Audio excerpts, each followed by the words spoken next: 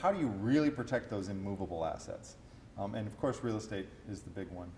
Today, I have Not as big. Yeah, today not as big, exactly. But I have clients that'll call and, they're primarily real estate. I mean, most of their portfolio is in some form of real estate, and they say, well, can this really work for me?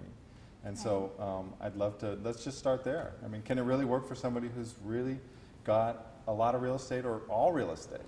Well, anything that's in the United States is subject to a court's jurisdiction. Yeah, of course, sure. if you're in California, there may be an earthquake, and it won't be at some time, right?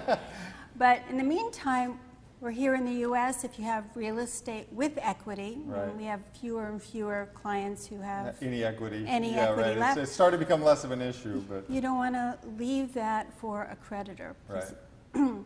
They can then get a judgment and put a lien on your real estate. Right. So what we help clients do, once they have an offshore trust that holds their liquid assets, Yep.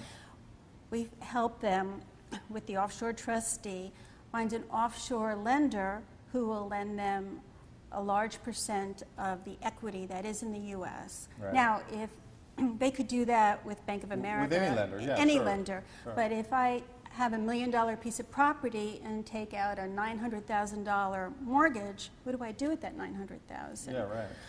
If it's in cash, my creditor is even happier because they much prefer You've cash. done the work right, for them. you've done Yeah. the work.